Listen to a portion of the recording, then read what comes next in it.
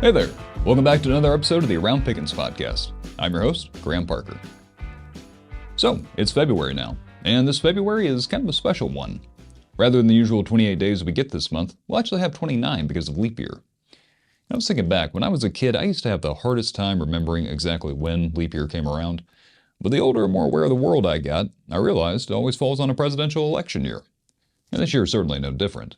But you need not wait until November to voice your opinion at the ballot box, because presidential primaries are already around the corner. As a matter of fact, this month, starting on Monday the 19th, President's Day, registered voters can get ahead of the crowd through early voting. Now, since our last presidential election in 2020, there have been a couple of changes to election laws here in Georgia. And if you're not someone who votes in every election, some of those may take you by surprise. Fortunately, there are a lot of good resources out there you can use to familiarize yourself with where things stand on election procedures. The Georgia Secretary of State's webpage is an important one, as are our own state representatives, such as Rick Jasperse and Steve Gooch. But when it comes to local issues, I think the best folks to talk to are locals themselves. And that's why this month I got together with our election supervisor to talk about how things work here in Pickens. Stacey Godfrey has been leading our elections office since 2021, during which time she's overseen a variety of different elections, as well as the office making its move from the Pioneer Road location to the Georgia State Patrol building. As she and her staff gear up for the presidential preference contest, I thought that now would be a good time to talk to her about what exactly her office does and what all they have coming down the pipe this year. But before we get into the interview, I just want to say it's been a bit of a hectic month here at the admin building, so this will be a bit of a shorter episode than usual. One segment we normally like to do at the end of the episode is a viewer question to Chairman Kris Stancil. So, if you have a question you'd like to hear us ask Kris, you can send it to us by emailing questions@pickenscountyga.gov. So if there's something you've wanted an answer to, send it to us, and it might just make our next episode in March. But, with all that said, let's tune in and hear what Stacey had to say on getting ready to vote. Stacey, thank you for coming in this afternoon. I know it's a busy time and a busy year for elections, but I think it's a great opportunity for anyone who may not know you or really be familiar with how your office works to kind of get an idea of the ins and outs. So tell me about you. How long have you been our election supervisor, and how'd you end up in the role? I have been the election supervisor for Pickens for the last 2.5 years. Before that, I was in planning and development for the county for 2.5 years, and prior to that, I worked for the Pickens County Progress for 11 years. Oh, sound a little like me. I used to work in planning and development too. Have you been a resident of Pickens your entire life? Pretty much, yes. I was a graduate of Pickens County High School, class of 2002. Oh, very cool. So, coming in at 2021, that's kind of an interesting year for elections, given the pandemic and all that. Have you seen a lot of changes in your time there? Not so many changes in the time that I have been there. Senate Bill 202 was passed earlier in 2021, and that really changed the way that elections were conducted. For example, how to apply for an absentee ballot and how often you apply for it, where drop boxes are located, and even the time frame that runoff elections must be conducted in. The change went into effect prior to me becoming the supervisor for elections, so working underneath the parameters of SB 202 is really all I have known. But our office and our board is watching the legislative session that's currently going on right now very closely, and we are paying attention to any bills that might be coming down the line that might change the way that our office conducts elections. I gotcha. We know not everybody votes in every election. I'm sure some people probably haven't voted since that came into effect. Are there any resources you would point people towards to just kind of learn more about what may have changed? We are currently working on a publication that will go to every household in Pickens County that will have voter information for them. It will be a voter guide. We will also publish information in the Pickens County Progress closer to the elections.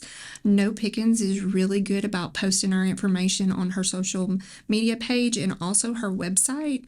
Then the Secretary of State has the resource of My Voter page, and you can go to that link by going to www.mvp.sos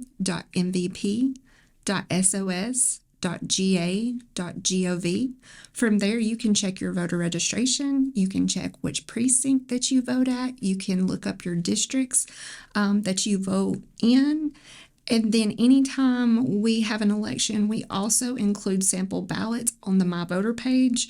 We publish it in the progress. It will be on nopickens.com, and we will also have copies of it at our office. Very good. And for anyone listening, take a look at the description. We'll try to leave links to most of that below. Let's talk about the year coming up. I understand there's going to be quite a few elections. Can you give us a preview of what's coming up and what you would like people to know? Yes, this year we are guaranteed 3 elections with a possibility of 5.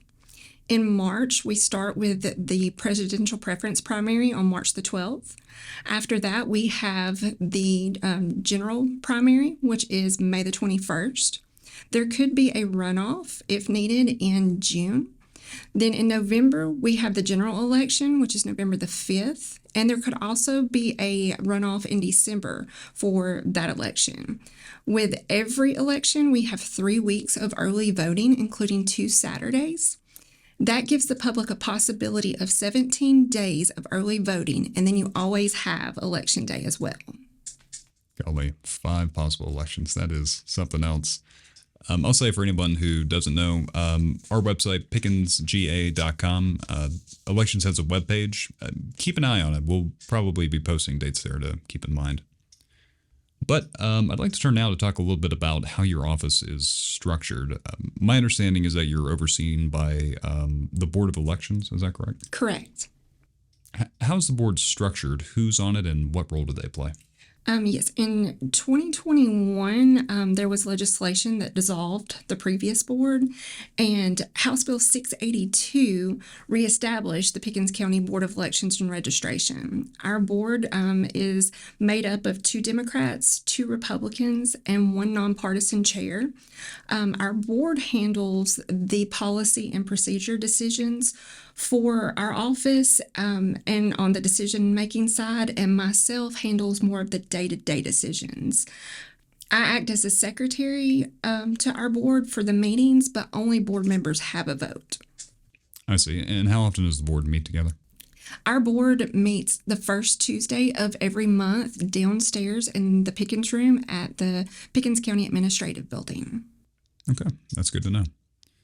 Well, I know in addition to the board and your office staff, one of the most crucial players in making sure that an election runs smoothly is poll workers. So tell us a little bit about poll workers. What sort of training do they receive and what role do they play during an election cycle? The poll workers are our boots on the ground employees. They are the people that are staffing our early voting locations. They are working our precincts on election day, and we really could not do our jobs without them. Poll workers are considered seasonal employees of the county. We do require them to go through background checks before they can work. A poll worker is a paid position. You get paid a minimum of $130 per day that is worked. The state does require us to provide training for poll workers, in our office does that training. We are always on the lookout for anyone who would be interested in joining our team. And if you would like to become a poll worker, please stop by our office and fill out an application, and we'll be happy to have you. I'm sure you will be, definitely, with this year coming up.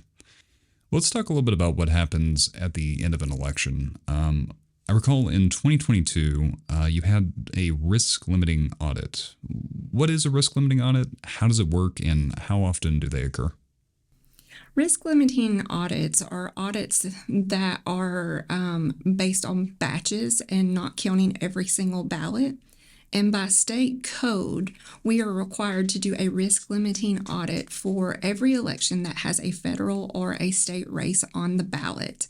Our office conducted our first risk-limiting audit in June of 2022.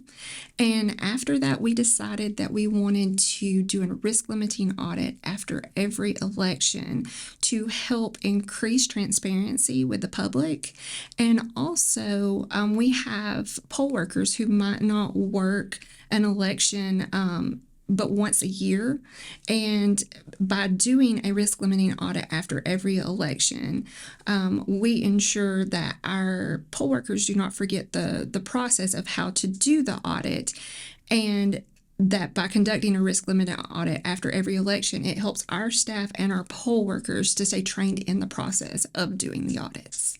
Wow, that's great to hear. I mean, I think I speak for everybody when I say that really helps public trust to know that you're just going above and beyond like that. Well, before we end the conversation, I'd just like to give you a final word. Do you have any message you'd like to give to the voting public before we get into this year? Yes, Graham, we do have a very busy year this year, and I just want to thank you for having me on today, and I hope this information will be beneficial to the public.